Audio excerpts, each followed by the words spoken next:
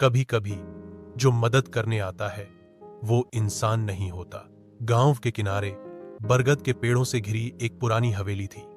लोग कहते थे वहां सालों से कोई नहीं रहता, लेकिन रात को खिड़कियों से हल्की रोशनी और धीमी अजान जैसी आवाज आती है। रईसा गांव की एक नेक और सीधी सादी लड़की, मदरसे में बच्चों को कुरान पढ़ाती थी। एक शाम वह घर लौट रही थी, तभी तेज बारिश शुरू हो गई। आसमान काला हो चुका था और बिजली गरज रही थी। मजबूर होकर वह उसी पुरानी हवेली के बरामदे में जाकर खड़ी हो गई। अचानक अंदर से दरवाजा खुला। एक बुजुर्ग व्यक्ति सफेद कपड़े और हरे रूमाल में, हाथ में तस्बीह लिए सामने खड़े थे।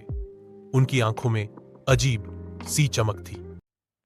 बेटी, बारिश रुकने तक अंदर बैठ जाओ, उन्होंने नरम आवाज में कहा।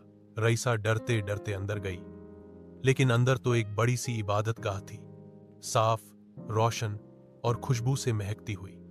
वह हैरान थी कि इतनी पुरानी हवेली अंदर से इतनी सुंदर कैसे हो सकती है। बुजुर्ग ने उसे चाय दी और कहा, अल्लाह का शुक्र अदा करो बेटा, और नेक काम करती रहो। उनकी बातों में इतनी मिठास थी कि रईसा को एक अजीब सुकून मिला। बारिश रुकने पर रईसा ने उन्हें सलाम किया और बाहर निकल गई। अगले दिन उसने गांव के इमाम साहब को हवेली में मिले बुजुर्ग के बारे में बताया। इमाम का चेहरा पीला पड़ गया। उन्होंने धीरे से कहा, बेटी, वो हवेली 25 साल से वीरान है। वहां के मालिक हाजी साहब का यही इंतकाल हुआ था, और लोग कहते हैं कि आज भी उनकी रूह नेक लोगों की मदद करती है। रईसा के पैरों तले जमीन खिसक गई।